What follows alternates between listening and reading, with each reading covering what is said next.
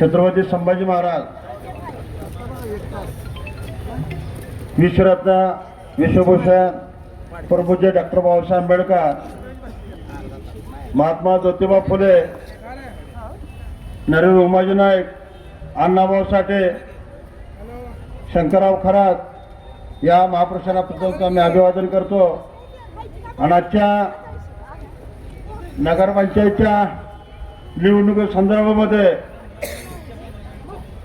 या ठिकाणी लोकनेते गोपीनाथ मुंडे यांचे खरे वारसदार आणि राज्याच्या राजकारणामध्ये मंत्री असणारे पंकजाताई मुंडे यांचे आटपाडी शहराच्या वतीने मी मनापासून स्वागत करतो, त्यांचं अभिनंदन करतो। त्याचबरोबर अखंड महाराष्ट्र मुलुक मैदान तो तुम्हा आम्हा सर्वांचे लाडकं नेतृत्व माननीय गोपीचंद पडळकर साहेब, ब्रह्मानंद पडळकर, आणि ज्यांचा आज उल्लेख करावा लागेल त्या शहराचे नगराध्यक्ष युटी जाधव सर, बंधू आणि भगिनीनं, आता भावे म्हणण्यात काय अर्थ राहिलेला नाही, भावे म्हणा पुन्हा आजी माझे म्हणण्यात काय अर्थ नाही। त्यामुळे आज आहे किती तारीख आहे,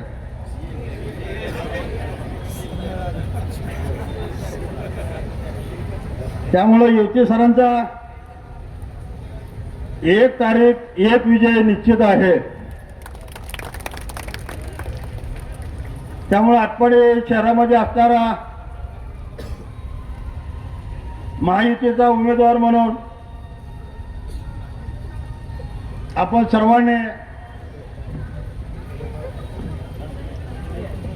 युटी सरांना त्यांच्या टीमला भरघोस मताने विजय करायचा आहे। या ठिकाणी आमचे महिला आघाडीच्या अध्यक्ष आलेल्या सुष्मिताई मोठे त्यांचंही मनापासून स्वागत करतो।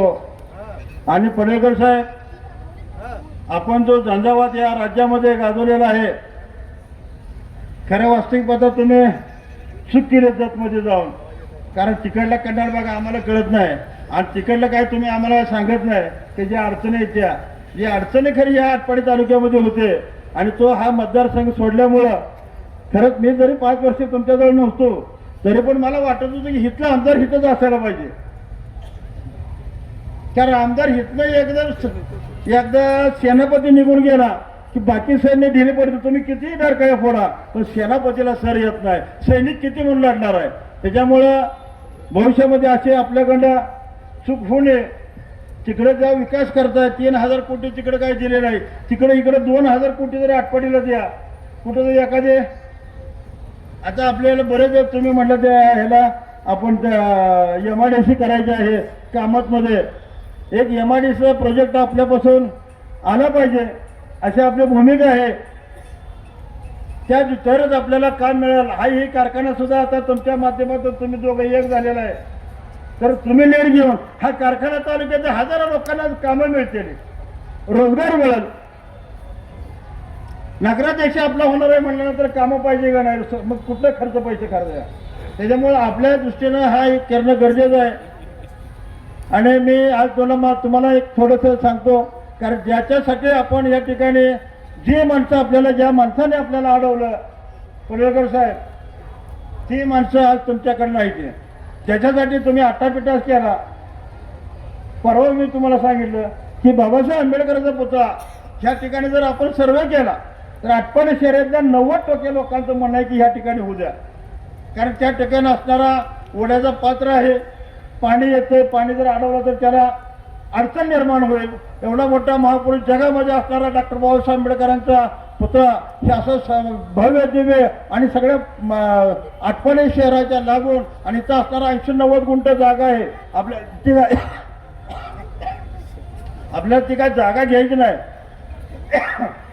परंतु तिथं असणारे 1-2 गुंठ तुमच्या मागे तुम्ही नेतृत्व करा। तुमचं आम्ही मनापासून अभिनंदन करतो की या ठिकाणी तुम्ही बाबासाहेब आंबेडकरांचा पुतळा जर स्थापन केला, जर आम्हाला परवानगी दिली तर तुमचे आम्ही हत्तीवरनं मिरवणूक काढू.